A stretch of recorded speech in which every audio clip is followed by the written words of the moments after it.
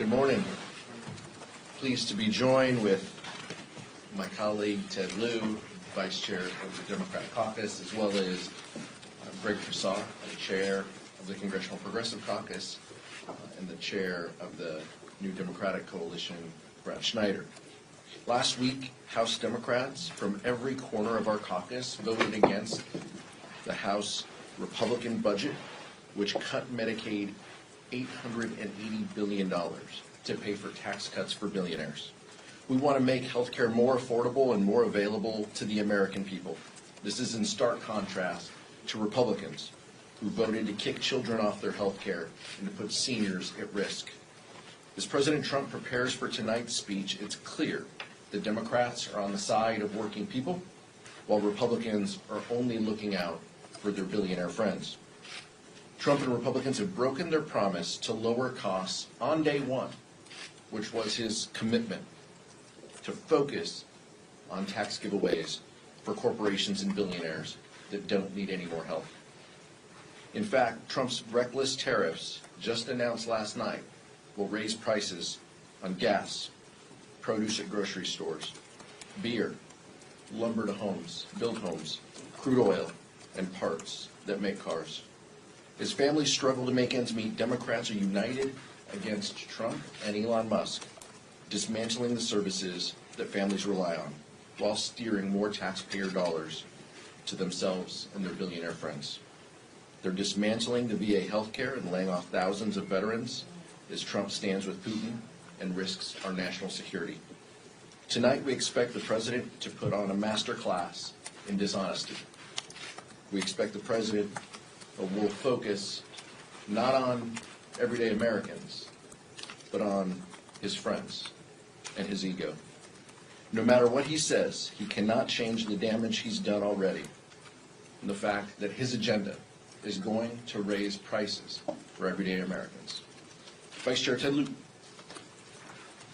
Thank you, Chairman Aguilar. Honored to be here with Representatives Greg Casar and Brad Schneider. I want to tell you about a meeting I had today with Vote Vets. They brought in a number of veterans who were fired. And I want to tell you a story about one of them. Her name is Eileen. She is an Air Force veteran. She then went to work for FEMA. She's in a rural part of Alabama. She was one of the first to volunteer with FEMA to deploy to Hurricane Helene. On President's Day, she got an email firing her with no notice, and she couldn't even go back to her office. They sent her UPS boxes saying, you put your government cell phone and laptop in this box and you ship it back to us. A few days later, she had to go out to a field where her supervisor from FEMA had to walk out and give her her box from her items at her office. She has 2 kids, 4 and 10. She now has no job. This is not how we should treat veterans, not how we should treat federal employees, not how we should treat any American. And this is what Donald Trump did to her. And he's done that to a large number of federal employees. And if you look at the federal workforce, about 1 in 4 are veterans. This is not how they should be treated. And most of these actions are simply brazenly illegal. We have a number of court cases being filed. We're winning a number of those cases. Others are going to go into litigation. And I call on the administration to stop illegally firing our veterans and other federal employees. I also now want to touch on the subject of tariffs. You've seen with the indiscriminate tariffs that the president has both imposed and threatened to impose. And not only is the stock market tanking, but also inflation is up, consumer sentiment is down, and the Atlanta Fed has now predicted that we're going to contract this quarter in terms of GDP. Now, that is shocking. And that is all because of the actions of one person, the president, who is massively harming our economy. And then I'd like to conclude now on Ukraine. I don't know why Donald Trump is scared of Putin. He clearly is. He acts like he's scared of Putin. And right now, with his pause in funding to Ukraine, I just want to let Ukrainians know to please hang in there. The President of the United States cannot extend that pause because it will be illegal. Congress, on a bipartisan basis, appropriated that funding to Ukraine. Ukraine is going to get that funding. And with that, I'd like to introduce our amazing representative from Austin, Texas, Greg Casar. He has done a fantastic job as leader of the Congressional Progressive Caucus. Thank you so much, Vice Chair Liu and Chairman Aguilar. I also want to thank New Dems Chairman Brad Schneider, who I'm proud to call a partner in the fight to protect Medicare, Medicaid, Social Security, and the American people. Tonight, millions of Americans will tune in to watch the President address a joint session of Congress. I do not know what Trump will say, but I can guarantee you that he is going to lie to the American people and not tell them the truth about what MAGA Republicans in Congress want to do to you right now. So let me say it clearly. Whatever political games that Donald Trump plays tonight, whatever lies he tells and whatever show he puts on, people watching at home should know that Trump and House Republicans want to steal your health care, steal your taxpayer money, and hand it over to their billionaire buddies and to their donors. In Congress, Republicans are advancing a budget that would end Medicaid as we know it. And Elon Musk is trying to cut your Medicare and your Social Security. Social Security that seniors earned throughout their lifetime is what Elon Musk just recently called a quote-unquote Ponzi scheme. I'll say it again. Elon Musk just called Social Security, quote, the biggest Ponzi scheme of all time, end quote. That's right.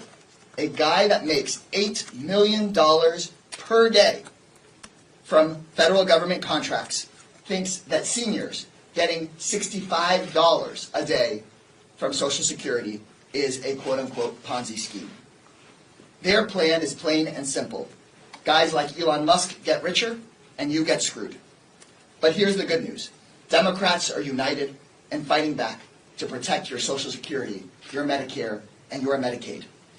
New Democrats, Congressional Progressive Caucus Democrats, the two biggest ideological caucuses here in the Congress, have put out a joint letter that includes 100% of our members from our two coalitions saying we will not vote to cut your Medicare, your Medicaid, and your Social Security.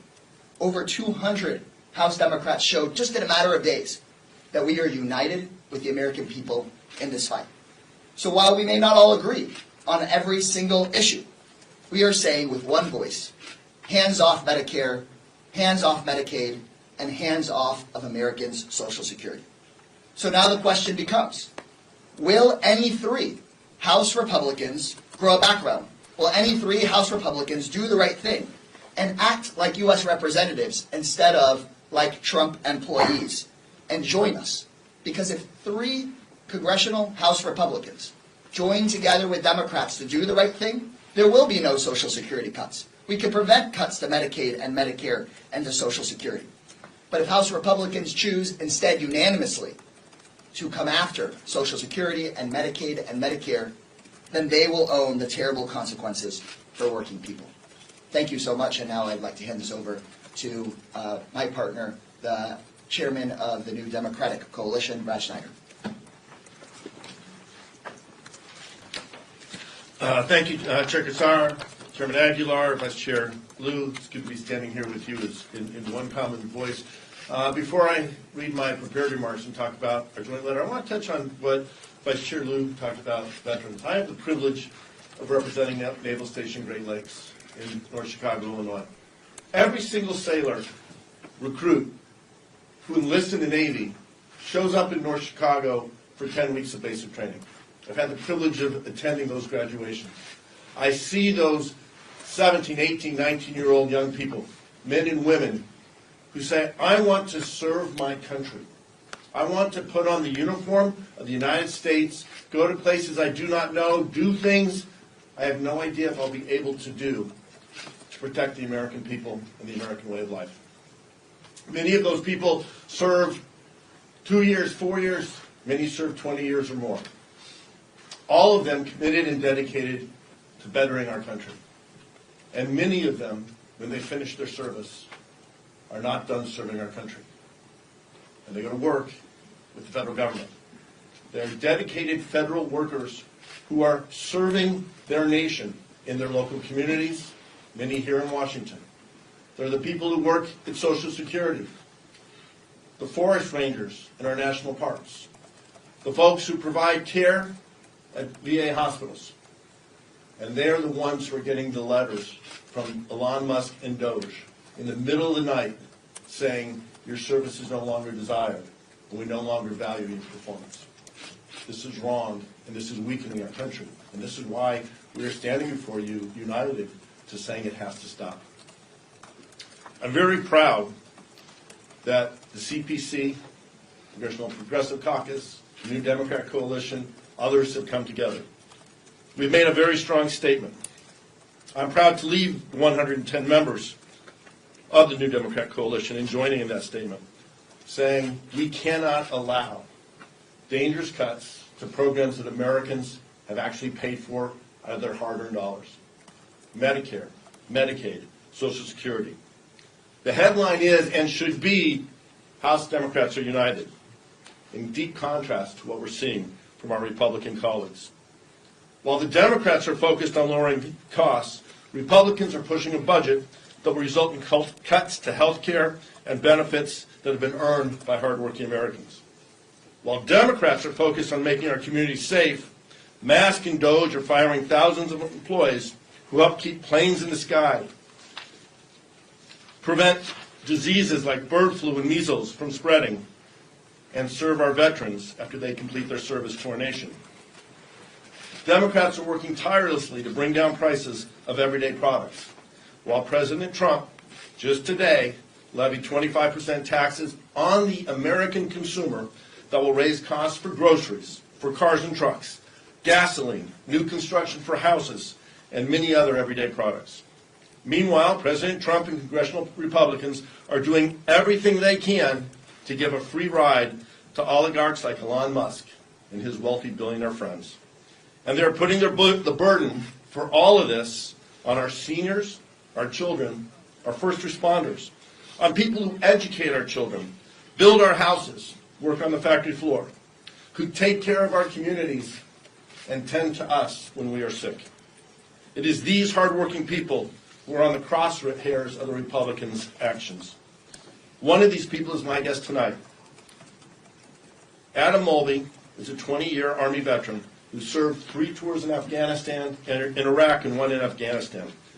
He's one of 6,000 of these veterans we talked about who was fired between February 13th and 24th. He worked at Lovell Federal Health Care Center. James A. Lovell Center is the only hospital in our country that serves both veterans and active military and every one of those recruits I just mentioned. His job was to help provide emergency management services, planning and preparing in the case of a tornado or another emergency or even an active shooter. He served 35,000 veterans in our area, tens of thousands of active duty sailors and other military members, and the 40 to 50,000 people each year who go through Naval Station Great Lakes. We all believe government should be efficient, but Trump and Musk are taking a sledgehammer to Americans' lives and our livelihoods. And I am proud to stand with all of my colleagues here today saying it has to stop. Thank you, and I am proud to yield back to Chairman Aguilar. Thank you, Brad. Take some questions. Nick? Republicans are teeing up a year-long, or at least through the end of the fiscal year, continuing resolution that could come as soon as this weekend. Is this something that Democrats could support? Well, let's be very clear about kind of the facts, but also about where this process is. Democrats do not have the ability to shut down government. Republicans have the votes. They demonstrated that last week when they went after health care and Medicaid for American families. They have the votes. They have the responsibility to govern. But let's talk about the process. Rosa DeLauro has submitted an offer to Republicans. They walked away. Speaker Johnson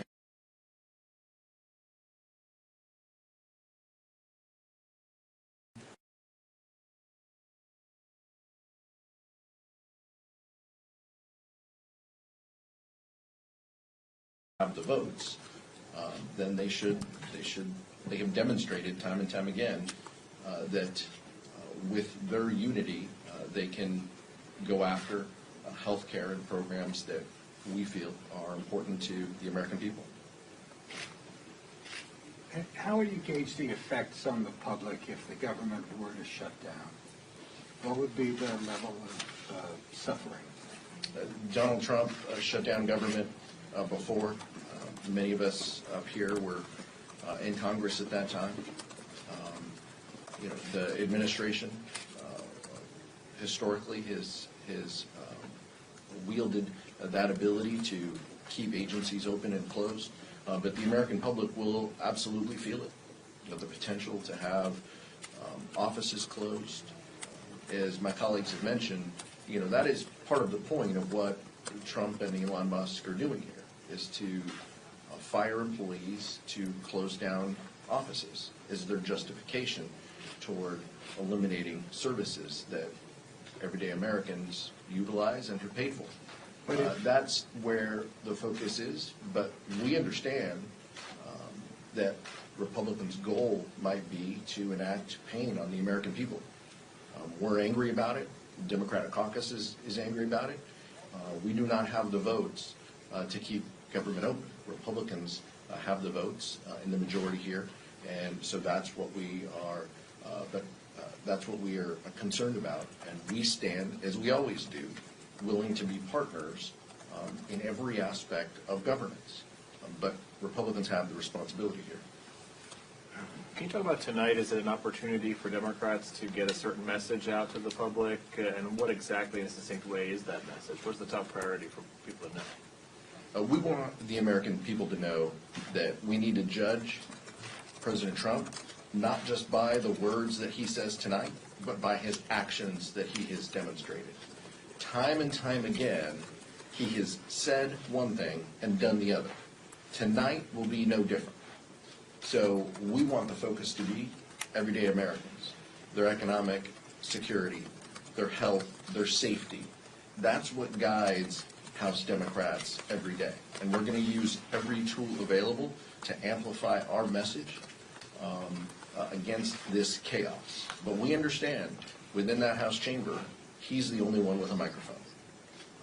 And so we will use our platforms and our opportunities to have our voices heard for our constituents and for the American people. Vice Chair Lieu. Chairman Aguilar is absolutely right. We need to look at the actions, and let me just tell you what has happened since Donald Trump took over. Inflation has increased. Consumer sentiment has fallen. There is now a measles outbreak in West Texas, even though measles was deemed eradicated a number of years ago. The stock market is tanking, and the administration has done nothing to help reduce the price of eggs. In fact, you can't find eggs in a number of places. And then they made it worse by firing people who work on bird flu research. Those are the actions of Donald Trump, and he is harming America. And we'll see what happens tonight, but he can't escape the really bad record he's already set forth. A couple of you mentioned the tariffs. I want to ask you about the retaliatory tariffs from Canada, Mexico, China. First, are you concerned about an escalating trade war? And what's your message to the American people out there who are already concerned about the high cost of living, the affordable housing crisis, the affordable child care crisis, and then to add these tariffs? What's your message to Americans who are just concerned that their cost of living is just going to continue to go up? Yeah, this is absolutely harmful, but we have said that Donald Trump will make America less safe and more expensive. That is exactly what he's doing. Rarely do the four of us get up here and would acknowledge Rupert Murdoch and the Wall Street Journal, but they called this the dumbest trade war in American history. And we agree. The retaliatory tariffs will be coming from those countries. This is going to make auto parts, energy, things that Americans use more expensive. And that's terrible. And the American people are absolutely going to feel it. Republicans are acknowledging that everyday Americans are going to feel it. But they are not willing to stand up against it. They time and time again have proven that they will not push back against Donald Trump. And so that will translate to Americans paying more. And it's something that House Democrats are concerned about or angry about. But that's where the administration wants to focus their time and attention. Brad Schneider. Thank you. So a couple weeks ago in my district, I had a meeting, a roundtable meeting with farmers in my district, Farm Bureau from each of the 3 counties in my district. And we were talking about the prospect. We're now past the prospect. China has announced a 15% tariff on U.S. agricultural products. One of the observations made, in fact, this gentleman opened up our conversation with remarking that United States farmers are the most productive. We're blessed to have incredibly fertile land, but we're also blessed to have an incredibly hardworking and capable agriculture industry. We produce more food than we can consume as Americans. It's a good thing. We can help feed the world and a growing population. Challenge is that farming is a very low margin business. So if you take that food that we're exporting around the world and you make it more expensive, harder for American farmers to sell that food around the world, many of them are going to not make their numbers for the year. Their expenses are going to exceed their income, and ultimately they're going to go under. We saw this script 8 years ago when President Trump put tariffs in place then. And that trade war led us to have to bail out those farmers. Farmers don't want to bail out. They are hardworking people who want to succeed and pass what they do from generation to generation. And what the president is doing is undermining our agriculture sector, our rural communities, our nation as a whole. Last question. House Republican leadership has told its members that they should be doing fewer in-person town halls, more teletown halls, as there are more protests. And this morning, Speaker Mike Johnson said that Democratic activists are kind of overtaking these town halls in their districts. I'm wondering if you could speak on that a little bit, especially as Democrats have been doing more town halls in their districts. House Democrats are interested in holding our colleagues accountable. But these are not paid individuals, no matter how many times the speaker says it. These are Americans who are angry. They're angry that their health care could be taken away. They're angry that Elon Musk is running around firing people out of agencies that are providing services to them. And House Republicans are running scared. That's what we see. They are scared to answer the question from their own constituents about why they continue to support these efforts. That's the nature of where we are this moment, and I think it speaks a lot about House Republicans that they aren't even willing to take those local questions, or it has to be so specific, it has to be so filtered that they don't want to even answer questions from their constituents. But we will continue. House Democratic Caucus, New Democratic Coalition, Congressional Progressive Caucus, House leadership, everyone in our caucus is committed toward making sure the American public understands exactly what's at stake. Richardson. And I think that today's letter answers that question perfectly for you. It's pretty simple to go back to your district and face Democratic and Republican voters alike if you're willing to represent your voters and protect their Social Security and their Medicare and their Medicaid and their quality of life. House Republicans would have a much easier time going and speaking to their constituents if they weren't trying to steal their health care in order to give a billionaire a tax break. So right now, I think many House Republicans have to make a choice about whether they want to fulfill their job title as representative, where they can have a town hall and actually speak honestly to their constituents, or whether they want to change their job title to Elon Musk employee. And I think that's very hard to host a town hall if who you're working for is Elon Musk instead of your constituents. Vice Chair Ludiclose.